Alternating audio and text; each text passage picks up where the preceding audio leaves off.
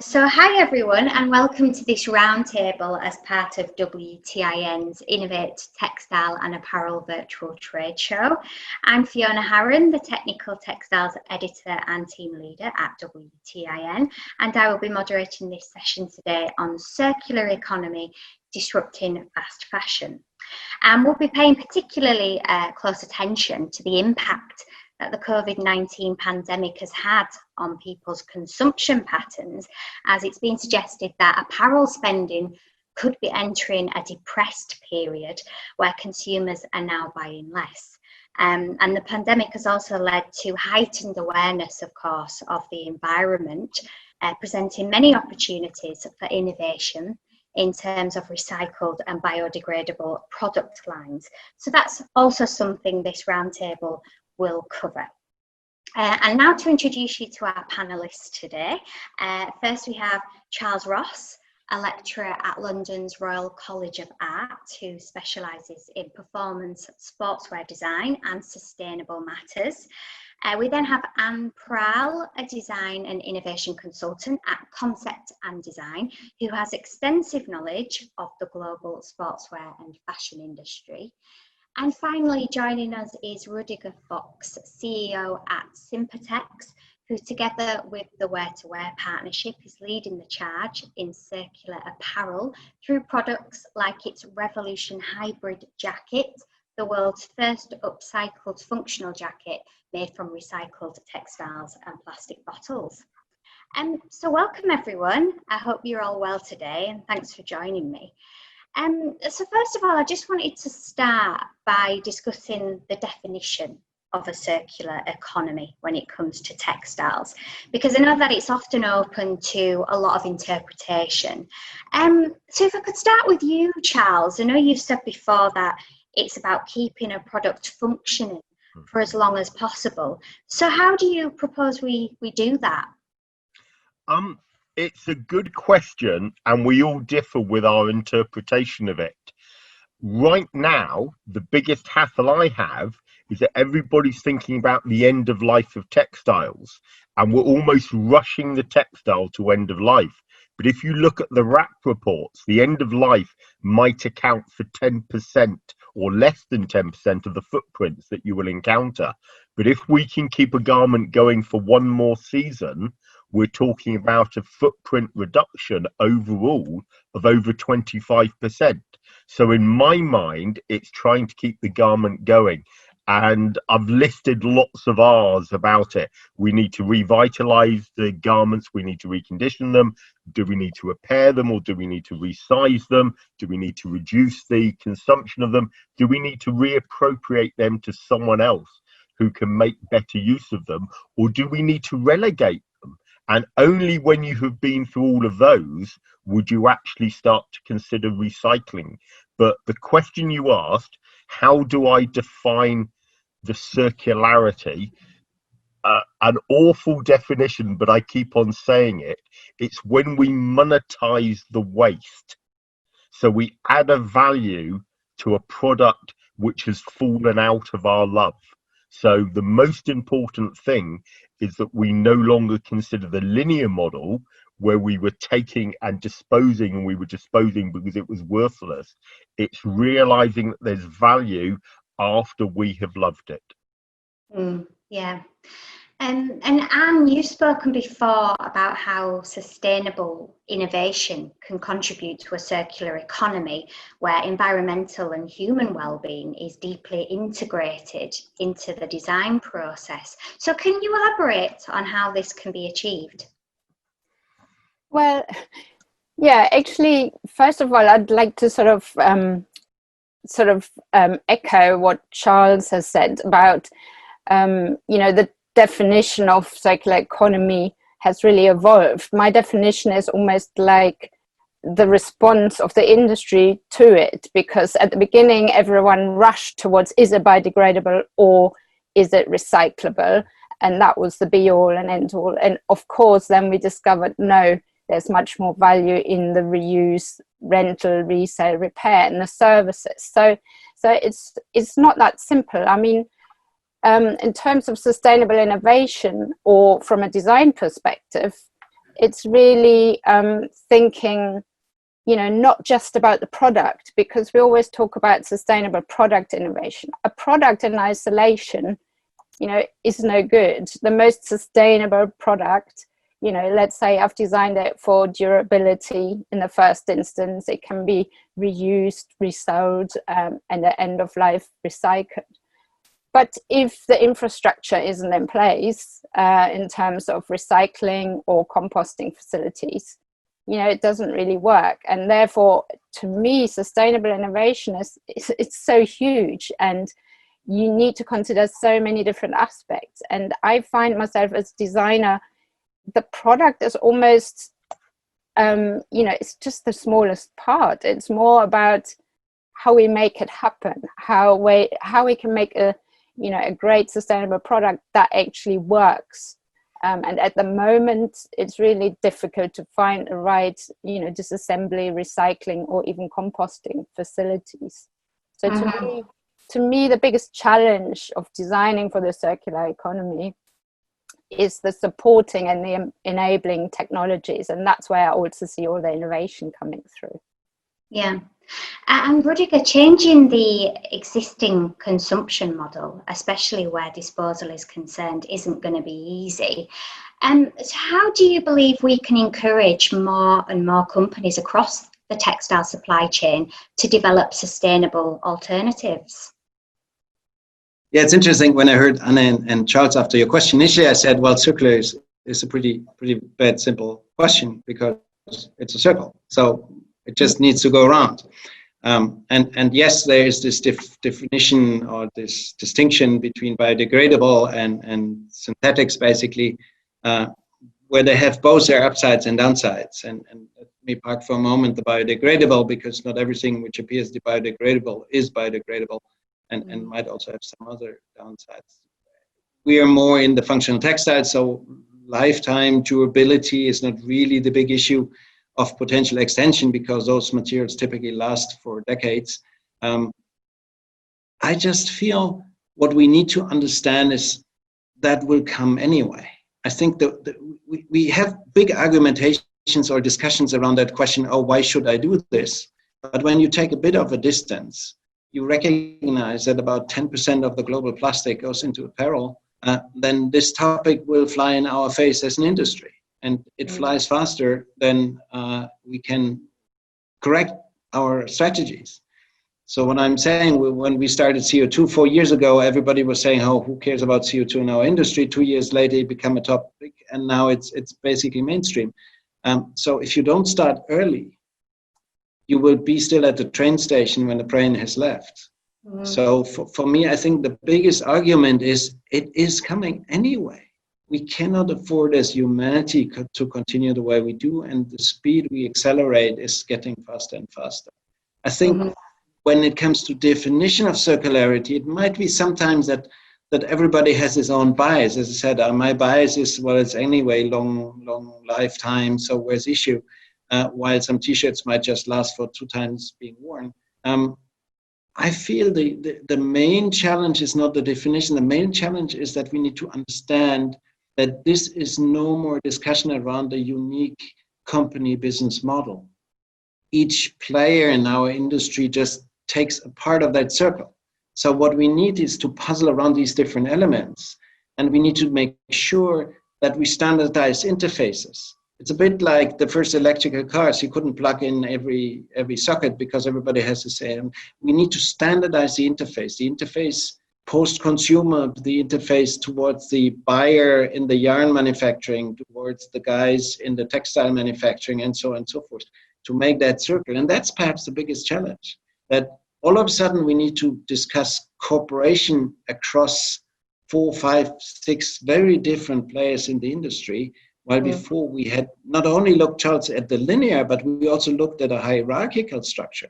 There was some end brand who defined a product, and at the end it was putting the price pressure plus the whatever color challenge throughout the supply chain. Now all of a sudden that product should end up back in the supply chain, and that massively changed the hierarchical definition we have in the way we look at our industry. Now, if I could go back to you, Charles, as I said in the introduction, the coronavirus appears to be impacting our consumption patterns, and we've seen a significant reduction in the amount of clothing being bought in line with reducing disposable incomes. But as consumers, and as you've said before, have a natural instinct to hoard, can you see this making a long-lasting difference on purchasing habits, or do you think that as soon as the economy is back up and running, the situation will resume as it was before, or perhaps even worse? I don't want to commit myself to one avenue here because I've been in lots of discussions about this. Clothing, there's been some very good work done on what clothing brings to our lives. We have the practical role, the utilitarian role. We have the comfort or the biogenic. We have the psychogenic, the identification. But we also have the hedonic or the fun. And clothing is a remarkably cheap way to make us feel happy and proud of ourselves, combining with the realistic price of clothing. Since 1970, we now hoard 4 times the amount of clothing in our wardrobe than we did 2 generations ago. And that's been made available just like in the food market because of the cheap price of it. And that's led to us disposing of it almost irresponsibly. So there is that argument. I also see a much bigger scale coming in, which is the 4th industrial revolution, where we're bringing manufacturing back to where we want. And I'm lucky in that I've seen some very novel applications of how the next generation of clothing, as in by the end of this decade, will actually be custom to fit your body. And because it's a better suit to what to the role that you want it to perform, and also more comfortable to wear, we will hold on to it for longer, or rather we won't need to buy so many garments to fill the gap where it doesn't fit. But right now in COVID, and it was summed up, I suspect Rudiger didn't see it, we have Channel 4 celebrating Misguided, which to me, it makes me shout at the TV, but that's because I'm a middle-aged grumpy man. What we have is Misguided know who their audience are. They know how to pitch their audience. Rudiger, they are one of those fast fashion brands, and they have no reservations about what they're doing. And we are celebrating the fact at the time when I think the attitude of the high street has been almost colonial to all the incoming ranges this year, in that Arcadia are the most well known, who cancelled it despite having signed orders, cancelled anything not on ship, and then demanded a 1/3 discount on anything that was already in transport, which was bigger than the profit that the manufacturers were making. So we have a lot of different avenues. But to answer your questions, the effect of COVID is changing consumption patterns. I don't think we've yet got to the confident stage where we know what we want, because all of us have bought clothing virtually, and we've all bought too lower quality, or it doesn't fit, and we quite enjoy that bit of interaction. But I do not feel we are that far away from actually the 4th industrial revolution, having the personalized clothing that will suit us. So to answer the question, I think we're going to go back to that consumption because it's cheap and virtual buying is not working smooth enough. But I'm looking beyond the 5-year period. And sorry for hogging the conversation. Can I just bring you back to what Anne said in the previous round? She nailed it when she was talking about we need to change the process.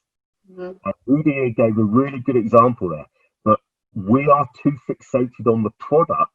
It's the process which makes the size of change that we need. And do you agree with this, Rudiger? Yeah, it's a process, and it's actually also the mental models we have, which are actually determining when we change the process. I fully agree with this, Charles. I am an optimist by nature, but I don't think that this crisis will lead to a level of global consciousness very different in average than where we are. We might see in the US election, perhaps that I'm wrong, but I feel this is very independent on how we need to approach the way we need to restructure our industry. As long as we produce one single product, whether that is long life or whether that is just a t-shirt for a day, we need to learn that the question what's happening afterwards and what's happening, where it's coming from, needs to become just in all the industry one of the key parameters. And I feel that movement has at least slightly started, and that level of consciousness has at least emerged in the crisis perhaps a little bit faster. Now, whether the people will really slow down consumption in the crisis, I'm not too sure. The hedonistic part Charles was mentioning is definitely one of probably the biggest driver. I wonder how many clothes are actually worn down and then thrown away, and how many are just in the storage and just kept. So I think that's one of the key drivers for purchasing behaviors. And just because the shops were closed, that might just have been delayed. So I think that fast fashion thing will not change just before there was a crisis. What we need to look instantly is at least how we can contain that problem until perhaps humanity at some point goes on a different level of awareness. What is their behavior causing? Mm-hmm. And Anne, do you have any thoughts on this? Yeah, actually, surprisingly, I want to sort of go into the positives a little bit, because I mean, we're all, the three of us are lucky enough to be parts of the sports and outdoor industry. And I think in terms of the sales in that industry, we've seen some really surprising results, because people have bought more, you know, they've started exercising, everyone's outdoors because that's where we can meet friends and families. So I think I've been reading a lot of reports on increased sales for cycling brands, outdoor brands, and, you know, sports brands. So I think we can really use this moment as an industry to drive positive change within that, because, you know, we've been sort of lucky commercially, I guess, compared to the fashion lot who, you know, we're reading everywhere people are not wearing jeans anymore, just jog bottoms, because you can only, well, in fact, you can't see anything below the shoulders. So there have been some really strange changes, you know, in terms of how we respond to the crisis and what we wear. But we need to look at the positives of people embracing outdoor lifestyle and exercise, I think, and really look at that. And then the other part is also, I think, what no one's really talking about is the amount of people that are losing their jobs and have already lost their jobs. And here in the UK, we're waiting for the big, you know, end of furlough, September, October. A lot of people won't have the budget, you know, to buy as many clothes as before. So I think we really need to use that as well to you know, to show people how to best spend their money on quality items, and to provide really good products that people are happy to save for, maybe. So there's sort of different aspects, I think, coming out of COVID. Mm-hmm. And just to kind of stay with you, Anne, because as I mentioned as well earlier, the pandemic has also presented various opportunities for sustainable innovation. And I understand you are the co-inventor of the Wrap Clothing Knowledge Hub. So can you tell us more about this platform, as well as the interesting initiatives, processes and technologies that it has showcased to reduce the environmental impact of clothing? Yeah, actually, it's nice of you to mention the Knowledge Hub. I mean, this is a really great free tool that anyone can use. But the only thing I would say is we actually developed this in 2011. And a lot has happened, and it hasn't been updated as much as it could be, because you know, there's not been a renewed project to, let's say, respond to COVID or whatever. But this could be a great opportunity. So the idea behind the Knowledge Hub was really at the very beginning, really, of the industry sort of looking at sustainability tools, to provide a knowledge hub where everyone could just sort of pop in, you know, designers. It was really created for designers to have a tool to make better choices, and to do so easily, rather than having to do a course online or to you know, do lots of studying. It's the kind of thing that you could snack on information, you know, over your sandwich, because lots of people before COVID, we all used to go to offices. Lots of people spend their lunch hour at their desk eating their sarnie. So the Knowledge Hub was designed as a sort of inspirational, informative place where you could really find out about what different design decisions, what impact they have in terms of water waste and CO2 reductions.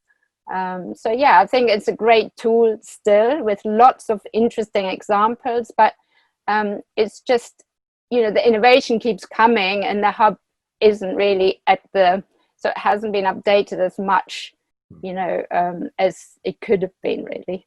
Mm-hmm.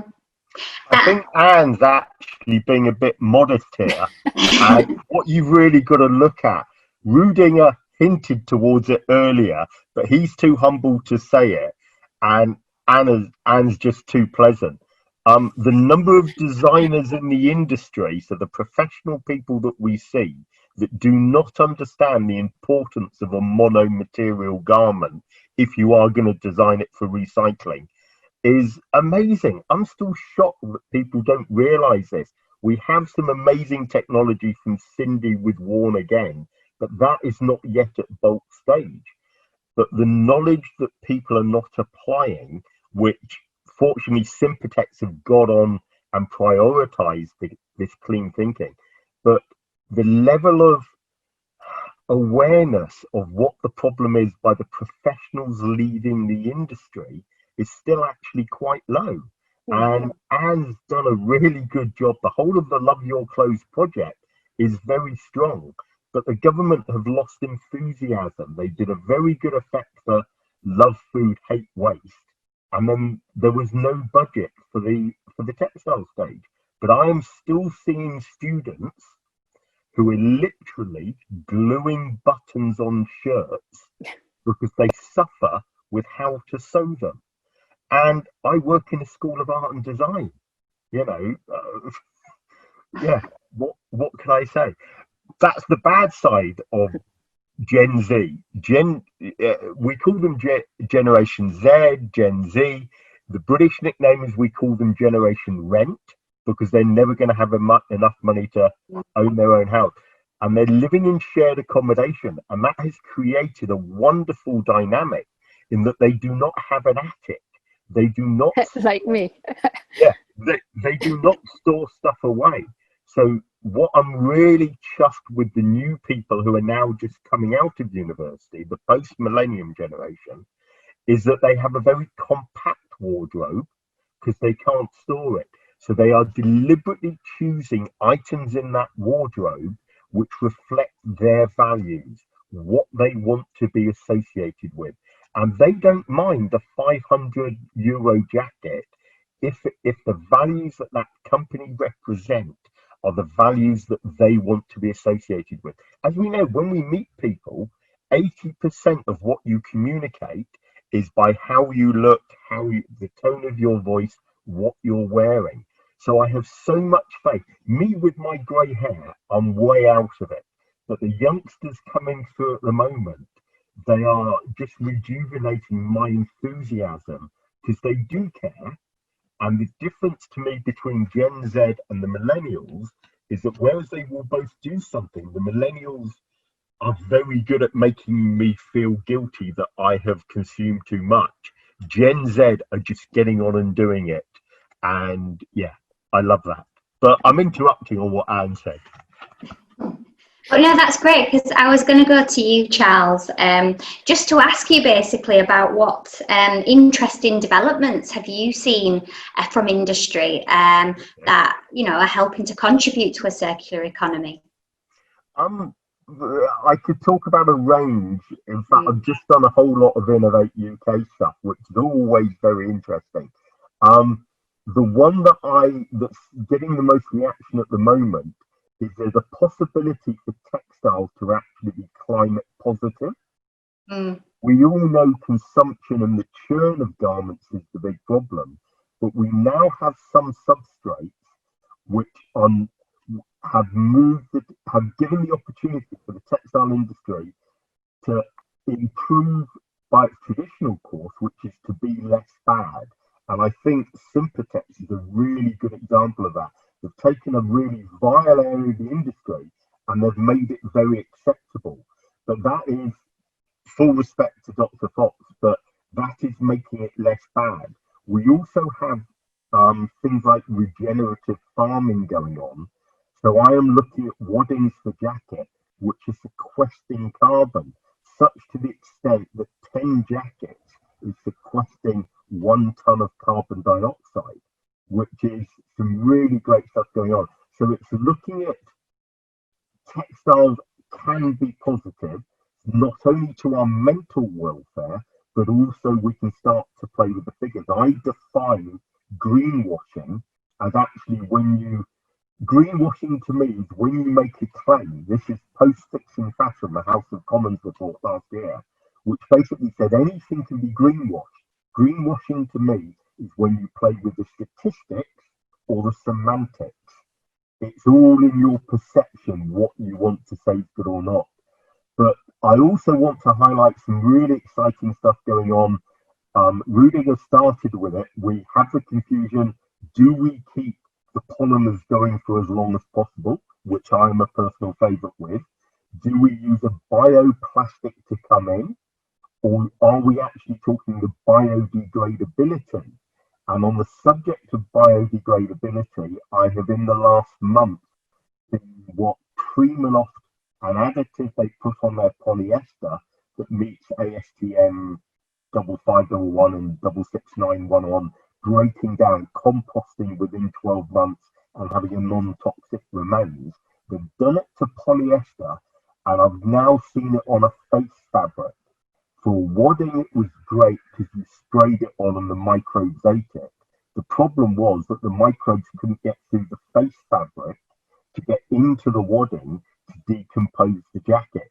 Now there's a woven version that I've seen with that additive because I've had to re-engineer it to embed it at extrusion stage. This is very techy, sorry. They've had to re-engineer it to get it into the fibre because whatever garment you had, the microbes had to get in to start the process. But I am of the school, whereas I love it, and this is disruption, and it's going to force people to change their approach and think about it, and hopefully it will stimulate more change. Right at the moment, I want garments to last as long as possible, and I want to go to Rudiger, and I want his membrane, which now has recycled content, and we can recycle the membrane. So, you know, we've extracted enough petrochemical out. We have so much around, we can just loop it. But you ask what really exciting things I've seen. The most exciting thing, other than the change of the consumer, is the Primaloft Bio in a woven form, which I think is going to be launched at the next shows. But yeah. Yeah. And Rudiger, we were really interested to learn about the Revolution hybrid jacket that Sympatex developed with the Wear2Wear partnership. And I understand it is made from 30% recycled used textiles and 70% recycled PET bottles, while also being highly functional and waterproof. What would you say were some of the biggest challenges you faced in the production of the jacket in order to achieve these goals? None. There were no challenges. I think, sorry to be so blunt, but I think that's for me the biggest magic in this industry. I joined only like little more than 4 years ago. So the things we do are still for me so obvious, so tangible, and so easy to implement that I don't see the big challenge. And coming back to your 70-30 relationship, that has a stupid reason, which is simply that in the weaving process, the one thread is easier to be replaced than all the others. The next jacket will be 100% because it's just no difference in the fiber. Making 100% or a jacket out of 100% yarn, fully recycled from textiles, is a no-brainer. You might discuss, we have chosen mechanical recycling just to go to the edge of what's the most simplest version. And of course, you don't get a white, you get some sort of greenish gray, which we left because that's a color mixture which were in the garments, which we threw in the first place. But that's a bit like the first love letters I was writing. They were on this like gray, shady white paper, which felt exactly. Today they're all white, and of course there's some chemical inside that we need to make it right. But going circular is damn simple.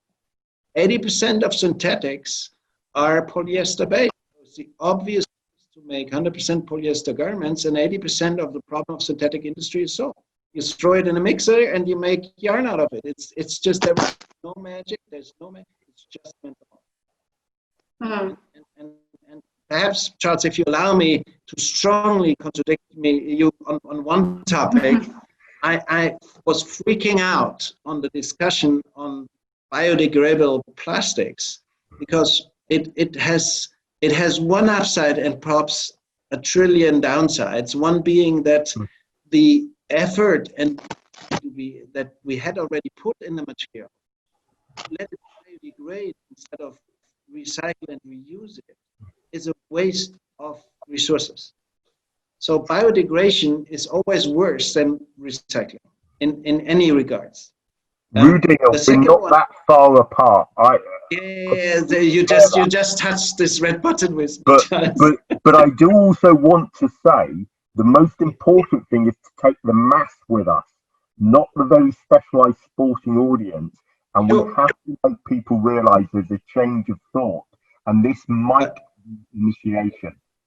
I'm not sure. I think that's my second point. If we train the public that there's plastic you can easily throw in the ocean because it degrades on its own, first of all, it's not true because you need certain parameters that it really biodegrades. Secondly, putting that plastic in your organic recycling garbage bin wouldn't work either. Then we actually support the laziness of a consumer who needs to understand, to take responsibility, as we do need as industries.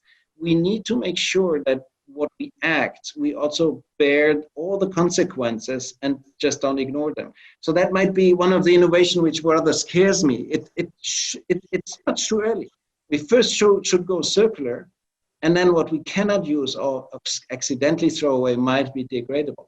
But I think if you look at that process, the biggest challenge, as I mentioned before, the biggest challenge is we just need to agree on a collaborative attitude across industries, which will disempower the brands, but we have collection system, especially in Europe. I mean, US lags behind, Asia might also. We have, it doesn't make sense that a brand collects its own stuff. No, we have global collection system like we have for paper and aluminum. We can have different ways. You mentioned one again, which I feel is the best optimum between the mechanical and the chemical. But there are recycling possibilities, especially for polyester. We can bring it back, we can upgrade it to a usable quality and then feed it back in the system. It's a no-brainer. And I feel what was interesting in the recent months is to see attempts of some brands to go on a monomaterial shoe, which is a challenge on its own. But it's a recognition that recycling, circularity, precondition is monomaterial, or at least easy dismantling, which goes pretty much along with monomaterial.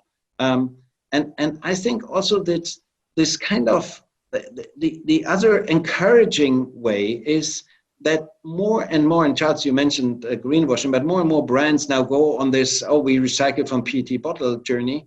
And in 2 years, we won't have enough bottles anymore because the bottle industry wants their bottles back. So the good thing is we now create an expectation that those brands can't fulfill anymore, but because at the moment they profit from the clean outflow of other industries. Once these industries go circular, we need to reinvent ourselves. So that's what I said at the beginning. I believe it's coming anyway. And the faster we do, the better. But the biggest challenge really is bringing people to the table. And we talk to recyclers. or to collectors first, to recyclers of those materials. And then we figured out it's a technical no-brainer. Everybody can do it. I just invite, copy us, it's not protected, it's not patented, just everybody should do it. Just go, try.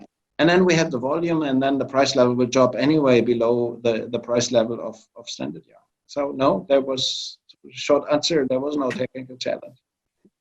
I think Rudiger touches on an interesting point.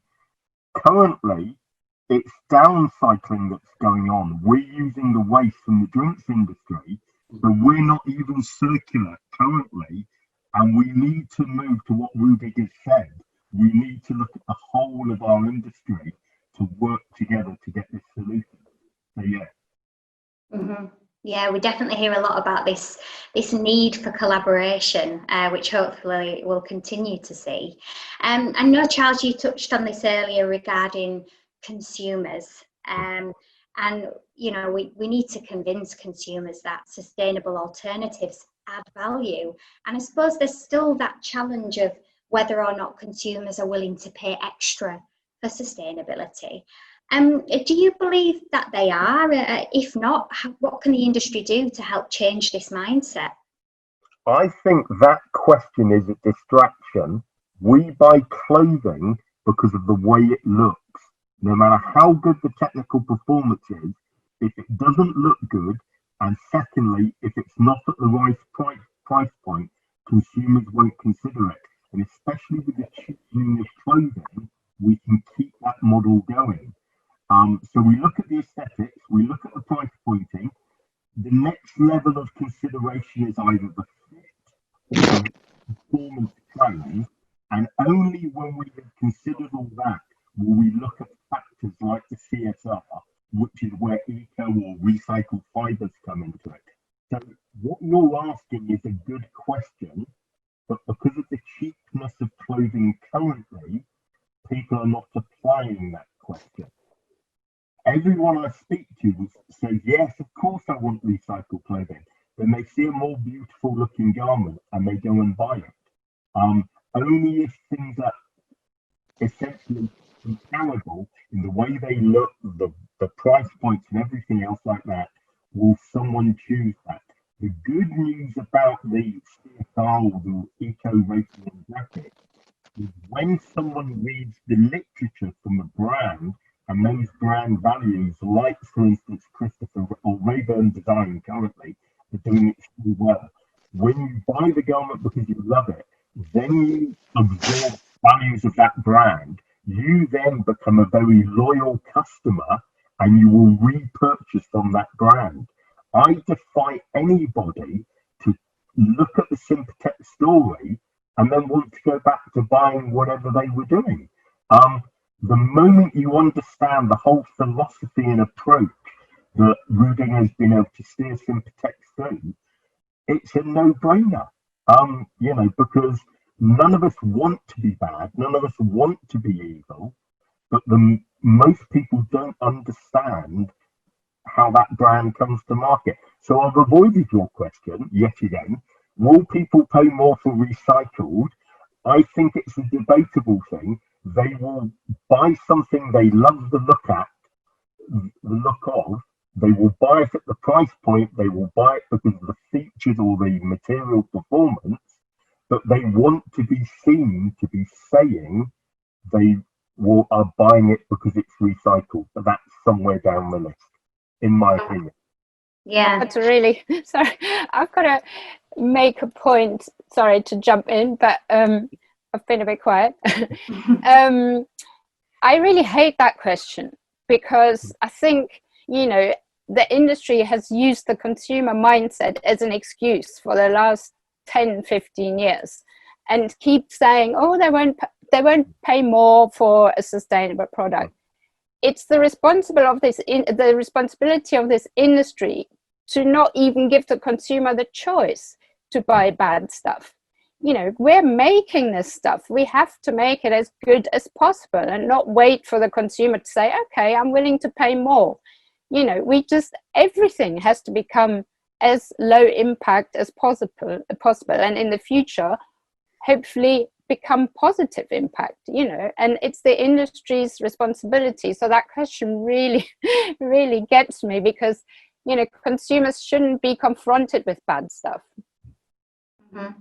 Yeah, that's interesting to learn. And I know, Rudiger, with Charles talking about Sympatex, and you create this story, and I suppose it's all about giving consumers this education into where products and the ingredients derive from. And just, I'm sure with Sympatex, this is something you do to educate them. And how important is it, do you believe, this transparency that you put through to consumers so that they understand more about the product? Before I answer, I just want to copy what Anne said. She's so right. I mean, we should stop discussing consumer behavior as an excuse or motivator for industry behavior. The second point is, it is our 100% conviction that the price top up for sustainable garment is a total nonsense discussion, because there's no argument for it. I mean, it's like the early solar industry energy discussion that solar panels are too expensive. The moment we went into volume production, it was way price competitive. How on earth I can expect that reusing garbage is more expensive than producing new? So our experience already now is there's no reason for a higher price top up, and we're not doing it. And if there's a bit of markup we need to bear at the beginning, is just the market advantage we have.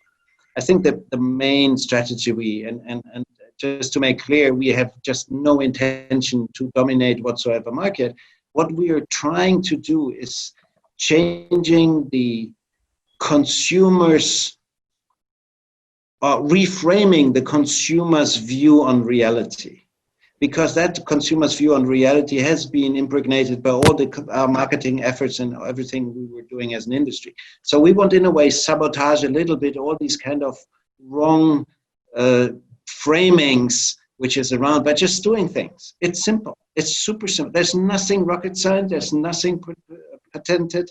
There's nothing special than just saying, let's do a monomaterial garment. Let's limit. And again, this word sounds weird in the context of innovation, but let's limit the degree of freedom of a designer by just saying these are the preconditions, because I believe this will actually create innovation when you do limits. Otherwise, the design, as Charles said, you glue buttons everywhere and mix materials. The moment you put it together and make common framework, and I think that's what we need to discuss as an industry, a common circular framework, which means a monomaterial or only the exclusive use of materials that have an existing recycled solution. I mean, we're using materials in our industry, but we don't even know how to recycle them.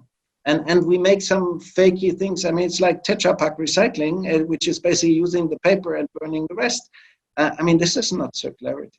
But I think what we need to make clear is it's super simple. And what we want to achieve is the moment the first people will put circular fashion on the market, that's when the consumer will shift. When he can see he gets the same quality, the same appearance with a green conscious. It has nothing to do with pricing. And that's a bit our goal, just to put things out and then making that kind of surprise saying, hey, by the way, and funny enough, we had a good discussion since a few years. We are putting a children's book on the market every year just for fun, to explain to explain whatever we are doing in kids' words, because we believe the kids are more intelligent than most of the adults in these things, and easier to transport. And the kids' book around circularity is basically the story where a little boy don't want to wear the jacket from his elder sister because it's already a hole inside and whatever. And then in a discussion with a friend, figured out that the jacket has already history. The jacket has a soul that can tell a story. And all of a sudden, and if we look at this one, I mean, we have great fun buying whatever purses made out of a live vest from an airplane because we believe, wow, this has already flown around the globe. Why don't we make a story out of a jacket that might have already been on Everest or a T-shirt or whatever in the life before the life of that jacket? And I think that is a process we need. We should not, I fully agree with Anne, we should not wait a second just because the consumer isn't ready, because when the consumer changes, he changes instantly. and then we need to be ready. Plus, of course, the more thing. And I personally believe it's a business case anyway. It's a business case for the collectors who currently losing a lot of business because they can't sell so much apparel. They get a ton of stuff and everything else they burn. So all the purchase price of raw material from a collector is just a little edge over the burning value of that material, because otherwise that's his only way of operating. And like this, we need to build that chain of costs. And perhaps, hopefully, the governments will realize at some point, by offshoring most of the costs of social and environmental consequences into society, this needs to be brought back into the controlling rooms. And once controlling has recognized it's not paying $25 for a ton of CO2, it's not a burden, but it's actually a small part of what they create anyway, and they have offloaded to society. This needs to be the same for plastic. So I don't think it's the consumer. I think we just need to get our act together and start fast. And the moment it's scaled, it's cheaper anyway. So it's just stupid not to start. Yeah. And there are cases where it already happens. Standard polar tech, they don't badge it, but it's 38% recycled feedstock. They just don't tell us. We just get on with it. Look at IKEA with their cotton. It's all organic. They've just changed the strategy. You know, you can't buy BCI or other cotton. Everything is organic cotton there. And we have the power, as Rudiger says, as an industry to collaboratively come together and make that very possible. Unfortunately, we have the European Outdoor Group, which is one of the best trade bodies I've seen over a range of industries. That is starting to get, it's not starting, it has got its act together. And we have the supply chain legislation going through Germany at the moment. And they have seen how fixing fashion, the British political report, got rejected last year. And now the EOG have come out of their position and said, no, we're actively supporting this because we know, we fear big business is going to lobby against the Supply Chain Act in Germany.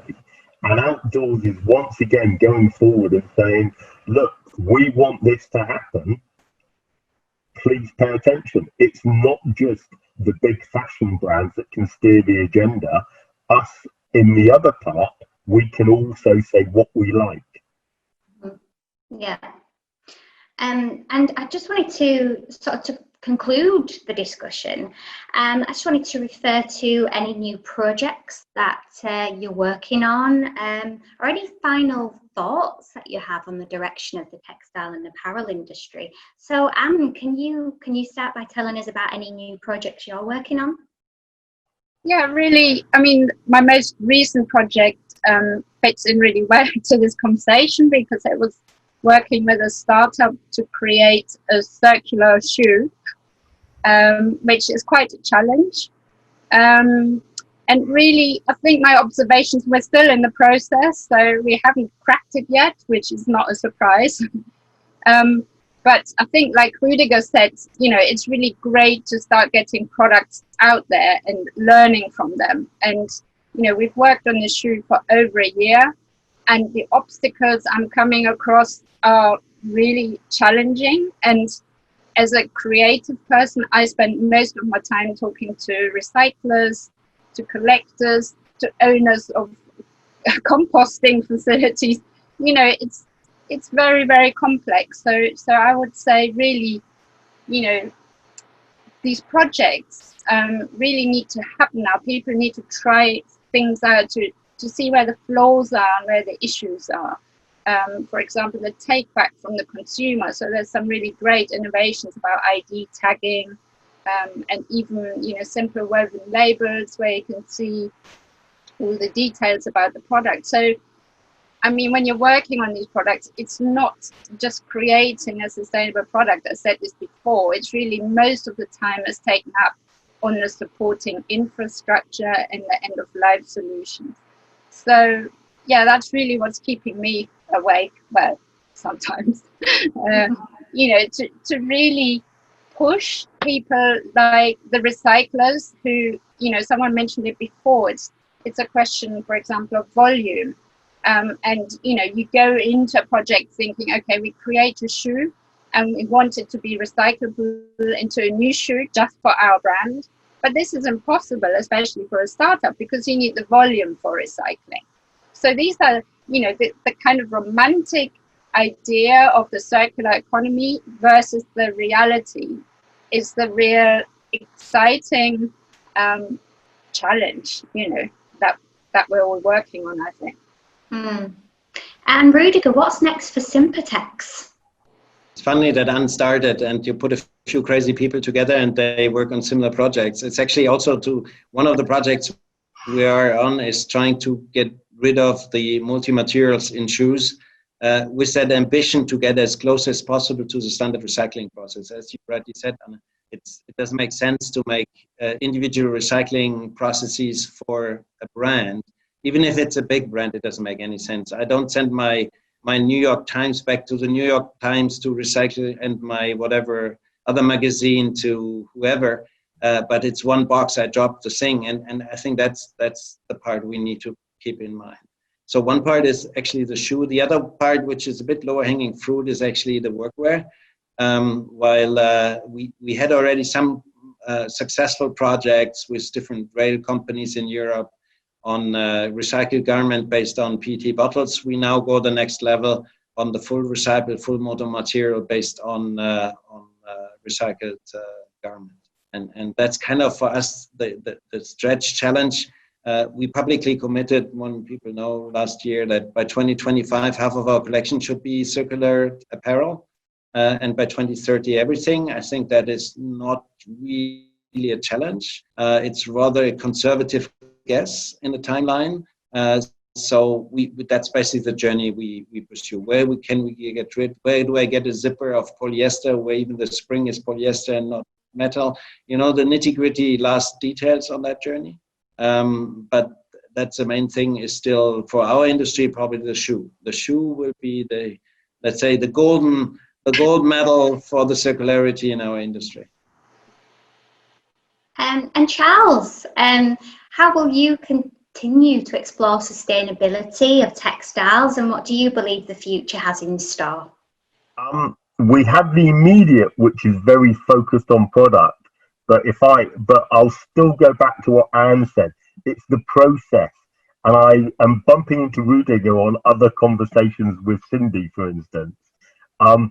We're now all talking and we're taking the opportunity to do something about it, which is really heartening. It gives me a lot of pride to be part of the industry. There is a want that people to do it, and now is a really good opportunity to put that in gear. But what's on my desk at the moment, we still have the DWR, the durable water resistancy finish debate going on, which is giving us indications towards the dye stuff, and we're only just starting to find out how bad synthetic dyes might be and the implications of them. So now that we have to accept the garments going forward, a DWR keeps the moisture away from it, but it is the stain repellency, which has been the unknown thing that we're losing by moving away from a fluorocarbon base. So we're changing to melange garments or tonal garments so that these stains aren't so obvious. And at the same time, we're investigating the dyes.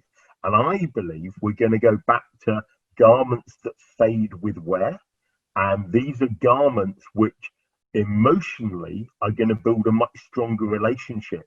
We're not going to be in a world where we have to be seen wearing a new garment almost every day and a fresh outlook.